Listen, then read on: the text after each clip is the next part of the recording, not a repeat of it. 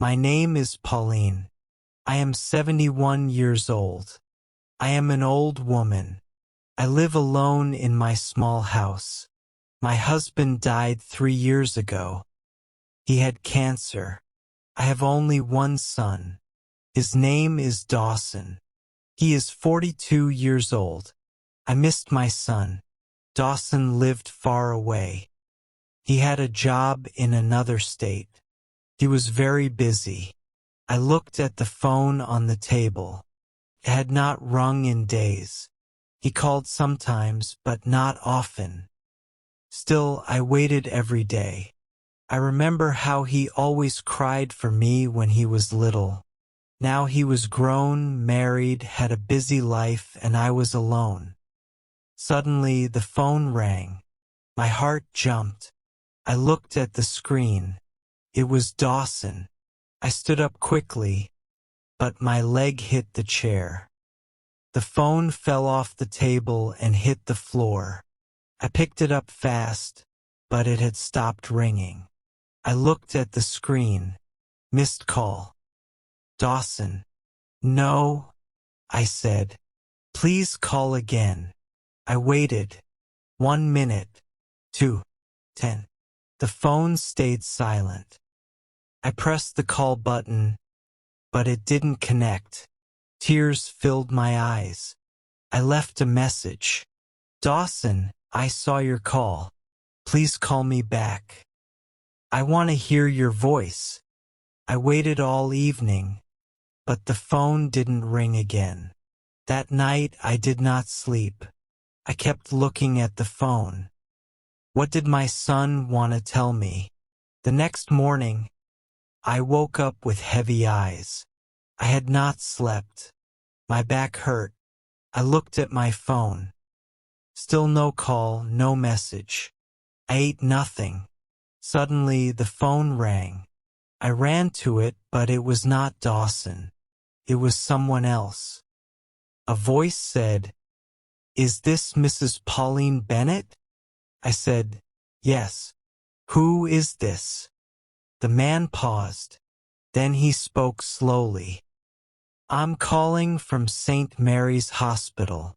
Ma'am, I'm so sorry to tell you. Your son, Dawson, was in an accident last night." My heart stopped beating.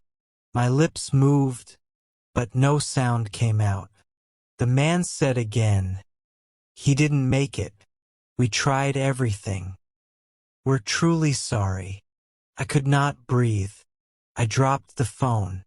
Everything inside me broke. I sat on the floor and cried like a child. No, no, please. Not my Dawson. I remembered the missed call. He had tried to reach me. He had something to say, something I would never hear. I opened the phone again. His name was still on the screen. Missed call. Dawson. 9:52 p.m. Just minutes before he died. I opened his last voicemail. It said, "Hi, Mother. I want to tell you something important." Then it stopped. Message ended. His voice cut off. Lost forever. I put the phone on my heart and closed my eyes. I had no one to call me mother now. I was left alone. I wish I had answered just that one call. 1 week had passed. But for me, time had stopped. One afternoon, I went to the attic. I didn't know why. Maybe I just wanted to feel closer to my son. The attic was filled with dust and old boxes. There I found a small envelope. It said, "For Mother, do not open until I'm gone." My breath stopped. I stared at the envelope. I opened it slowly. Inside was a letter. A letter Dawson wrote years ago, maybe when he moved to Texas. "Dear Mom, if you're reading this, maybe I'm not with you anymore, but don't be sad. Please don't cry too much. I know I didn't say it enough. but I love you. I always did. You were my hero. You gave up your dreams for me. You were always tired, but you still worked late nights. You cleaned floors, washed dishes, cooked food at other people's house so you could pay my school fees.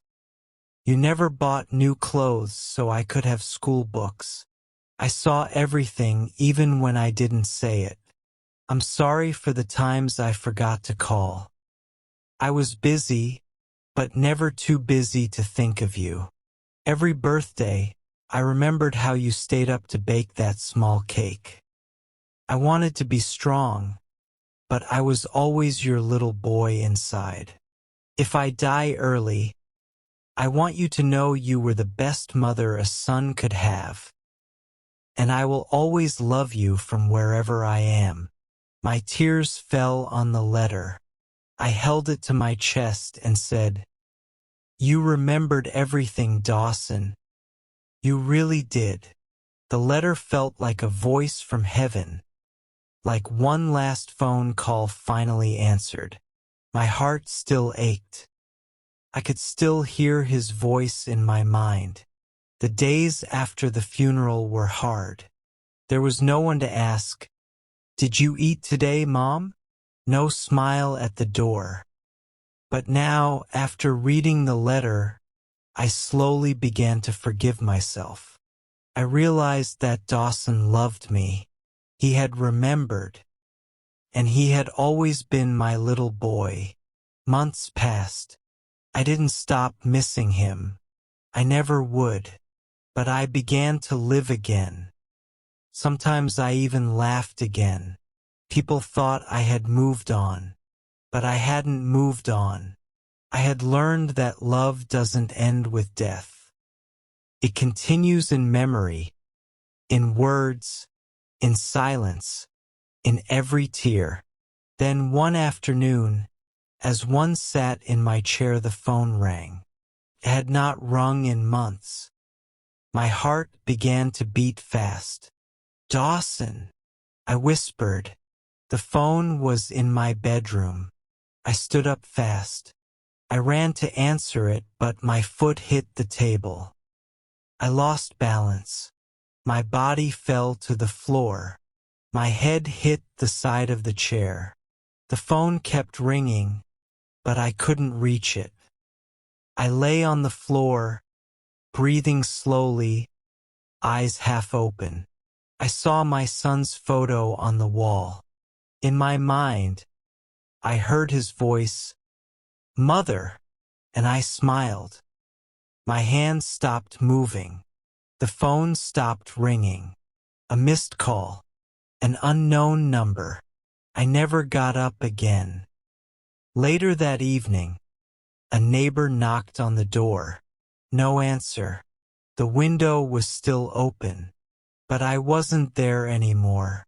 They said it was a natural death. But people who knew me said I missed my son too much. My heart had no reason to wait anymore. And maybe, just maybe, that call was never just a sound. Maybe it was him, calling me one last time. And this time I answered. Pauline didn't die because she was old. She died because of love, a heart that couldn't carry the pain of silence anymore. Somewhere, wherever souls go, a mother and son were together again. No more missed calls. Just a long hug that would never end.